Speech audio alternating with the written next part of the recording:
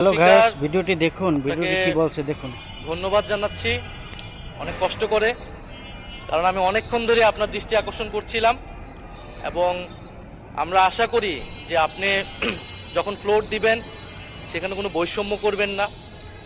আজকে মাননীয় বিরোধী দলীয় নেতা উনি মুলতবি প্রস্তাব পেশ করেছেন, সেই অনুযায়ী আপনার রুলিংও হয়েছে।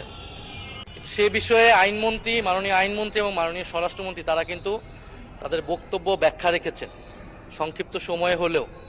তো সেই ব্যক্তিতে কিন্তু আমাদেরও কথা বলা থাকে, সেই সুযোগগুলো কিন্তু আমাদেরকেও দেওয়া উচিত মাননীয় স্পিকার। তো সে বিষয়ে আমি দুইটা কথা বলতে চাই।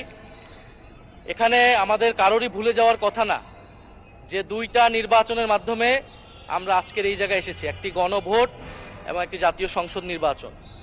এবং এই গণভোটের ভিত্তি হচ্ছে যেই আদেশ, জুলাই সনদ বাস্তবায়ন আদেশ,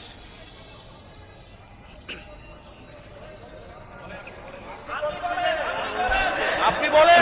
মাননীয় সদস্য, আপনি বসুন দয়া করে, বসুন দয়া করে। জি চিফ হুইপ, আপনি আপনার বক্তব্য সমাপ্ত করেন। ধন্যবাদ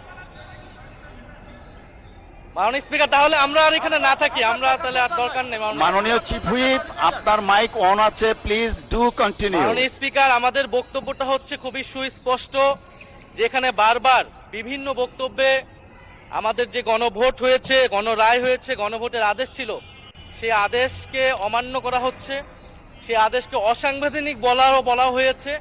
যার ভিত্তিতে আমরা এখানে এসেছি সেটাকে অসাংবিধানিক বলা হচ্ছে।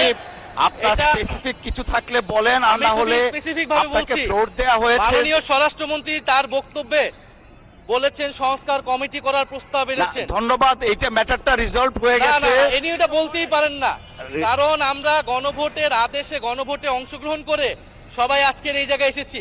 আমরা সংবিধান সংশোধনের জন্য এখানে আসি নাই, সংবিধান সংস্কারের জন্য আমরা এসেছি। ধন্যবাদ মাননীয় চিফ হুইপ এবং মাননীয় সংসদ সদস্য জনাব হান্নান মাসুদ, আপনি আপনার অসমাপ্ত বক্তব্য সমাপ্ত শুরু করুন। নিয়ে আসতে বলেছেন, সেটার জন্য আমাদের সংবিধান। ধন্যবাদ, ধন্যবাদ।